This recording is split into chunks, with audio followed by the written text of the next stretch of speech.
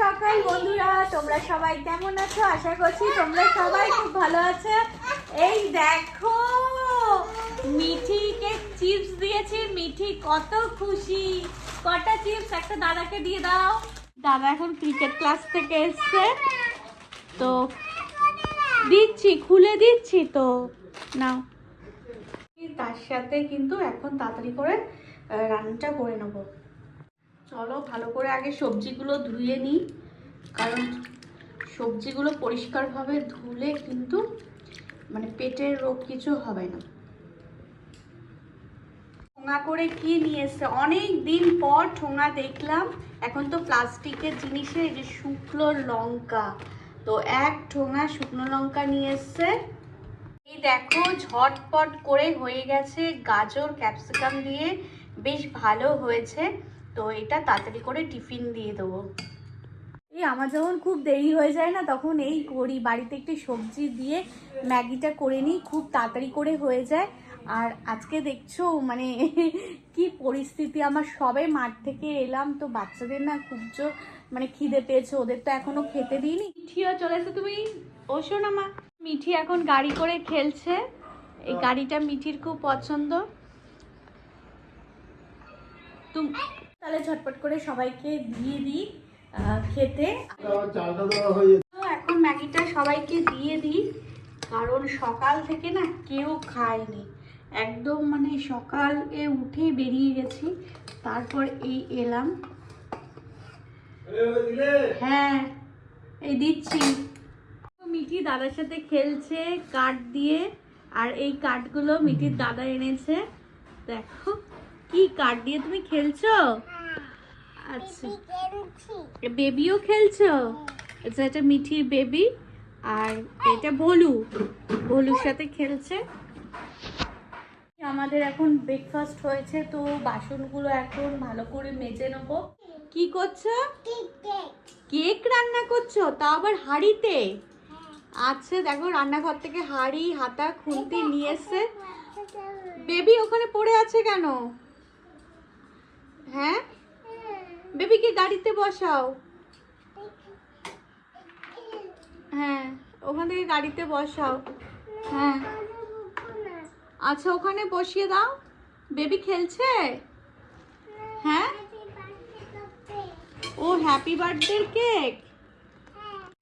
মিঠি এখন রান্নাবাটি খেলছে, আর তার সাথে কিন্তু আমি রান্নাঘরটা পরিষ্কার করে নিয়েছি। দুপুরের রান্না এখনো হয়নি, দুপুরের রান্না বসাবো, তো তার আগে হচ্ছে রান্নাঘরটা পরিষ্কার করে এখন চাল দিয়ে সবজি মানে কুটে তারপরে কিন্তু ঘরদোর পরিষ্কার করব, করে স্নান করব, পুজো করব, তারপরে কিন্তু রান্না বসাবো। হ্যাপি বার্থডে করছে বেবি। এখানে কেক কোথায়? ও হাঁড়িতে কেক বানিয়ে এখানে আছে হ্যাপি বার্থডে হচ্ছে।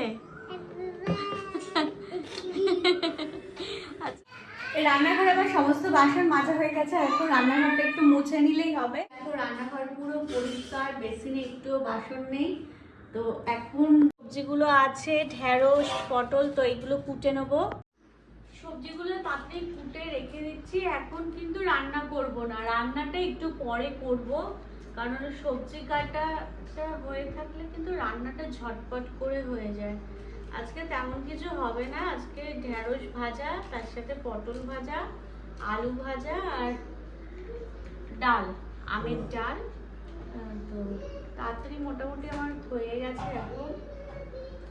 আর সবজিগুলো দেখো এখানে কুটে রেখেছি, এবারে সব কটাতে নুন হলুদ মাখিয়ে রাখবো।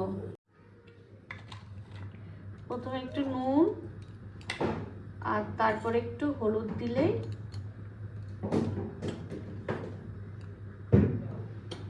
ভালো করে এখন মাখিয়ে রেখে দেবো। এই দেখো সবকটা সবজি নুন হলুদ দিয়ে ভালো করে এই মাখিয়ে রেখে দেবো। এই মশলা দানিটা এখন ভালো করে মেজে নেবো, কারণ এগুলো মোটামুটি মশলা এখন নতুন করে ঢালতে হবে, তো সেই কারণে এটা ধুয়ে নেবো। আজকে এই সবজিগুলো ভাজা হবে, কারণ ডাল আর ভাজা।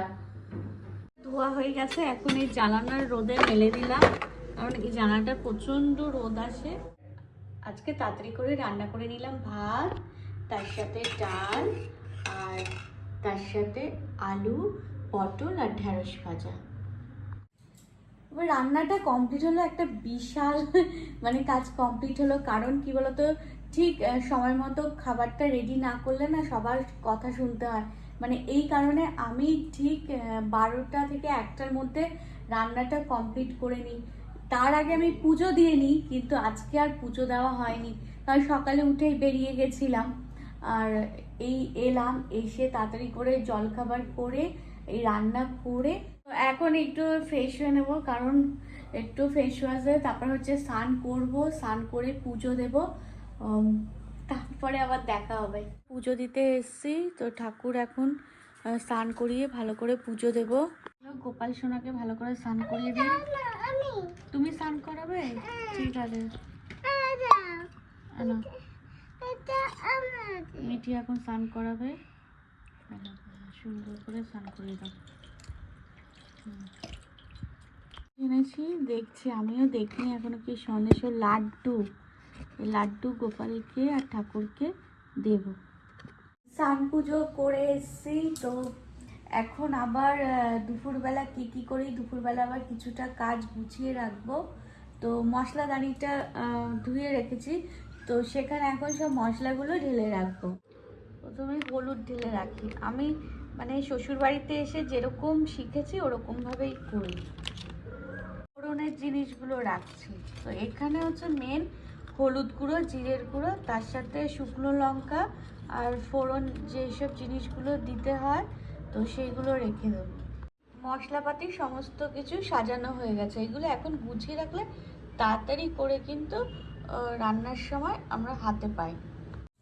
এইদিকে আগের দিন একটু দই পেতে রেখেছি, তাই এখন ফ্রিজটা খুলে দইটা বের করবো। তো এই প্রথম কিন্তু আমি দই পাতলাম, দেখি কেমন হয়েছে। দইটা কিন্তু ভালোই হয়েছে, একদম থকথকে হয়েছে। ফ্রিজে রেখেছিলাম, এখন বের করব, তোমাদের একটু দেখাই।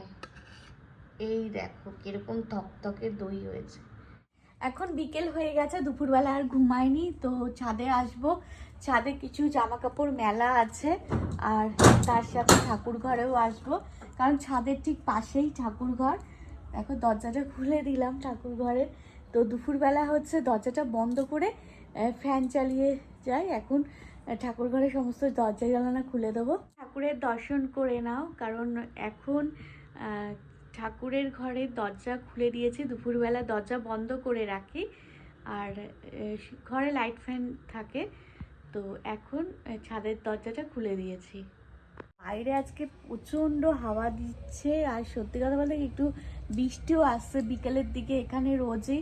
তো আজকে মাঠে গেছিলাম, মাঠটা পুরো কাদা ভেজা ছিল, তো তেমন খেলতে পারিনি। আর তবুও কি বলতো, ওয়েদারটা বেশ ভালো লাগে, কারণ মানে এইরকম ওয়েদারটাই ভালো লাগে, যে একটু গরম থাকবে তারপরে একটু বৃষ্টি পড়বে। বন্ধুরা জানো তো, ভীতু লোকেদের কেউ কোনোদিন ভরসা করে না, সেটার প্রমাণ আমি। কারণ আমার বাপের বাড়িতে সবাই আমাকে এত বকাঝকা করতো যে আমি খুব ভীতু তৈরি হয়েছি। মানে কিরকম বলো তো, আমার মানে কোনো কনফিডেন্স নেই, কোনো কাজ করার আগে ভয় পাই, তারপর কথা বলতে গেলে মানে কথা ঠিকঠাক করে বলতে পারি না, গুছিয়ে বলতে পারি না, তারপরে কাজে কর্মে স্পিড নেই, মানে ঘরের কাজ করি খুব আস্তে ধীরে। মানে ভীতুদের না কিছু লক্ষণ আছে, কোনো কাজ করতে সাহস পাই না। তো এতে কি বলতো, বাপের বাড়িতে তো সবাই মানে এরকমই, মানে এটা করবে না সেটা করবে না, এইভাবে চলবে সেইভাবে চলবে, এইভাবেই তো মানে শিখেছি। কিন্তু শ্বশুর বাড়িতে এখানে সবাই খুব সাহসী, মানে প্রচণ্ড সাহসী, আর তার মধ্যে আমি পড়েছি প্রচণ্ড ভীতু। মানে প্রথম দিকে আমার এত অসুবিধা হয়েছে মানে মানাতে, কি বলবো, মানে সব কিছুতেই আমি বকা খেতাম, কারণ আমি সব কিছুতেই হচ্ছে ভয় পেতাম। তো যাই হোক, বকা খেতে খেতে খেতে খেতে কিন্তু এখন অনেকটা মানে সাহস নিয়ে কথা বলি, সাহস নিয়ে কাজ করি, সেই কারণে কিন্তু সংসারের পুরো দায়িত্বটাই হচ্ছে একা হাতে সামলাই।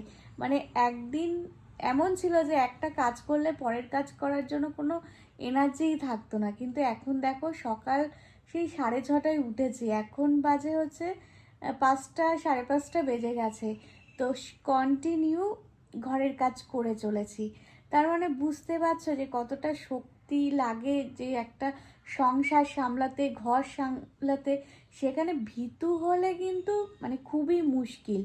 আর হাজার কাজ করলেও শ্বশুরবাড়িতে কেউ ভরসা করে কোনো সংসারের দায়িত্ব, টাকা পয়সার দায়িত্ব দেবে না। এমনকি কোথাও চাকরি করতে গেলেও সেখানে চাকরি মানে পাওয়াটাও ভীষণ মানে অসুবিধা। মানে চাকরি পেতে গেলেও কিন্তু অনেকটাই কনফিডেন্স লাগে, কারণ ইন্টারভিউ দিতে হয়। তো সেখানে কিন্তু ঘরে থেকে কিন্তু নিজেকে অনেক শক্তিশালী করতে হয়। তাই তো রবীন্দ্রনাথ ঠাকুর বলেছেন, চিত্ত যেথা ভয় শূন্য, উচ্চ যেথা শির। আজকে রবীন্দ্রনাথ ঠাকুরের জন্মদিনে, কবিগুরু রবীন্দ্রনাথ ঠাকুরের জন্মদিনে তাকে প্রণাম জানিয়ে আজকে ব্লগটা এই পর্যন্তই থাকলো। তোমাদের সাথে আবার দেখা হবে। তোমরা সবাই খুব ভালো থাকবে, আনন্দে থাকবে, খুশি থাকবে। নতুন বন্ধু হলে আমার চ্যানেলটাকে সাবস্ক্রাইব করবে আর লাইক, কমেন্ট, শেয়ার করবে।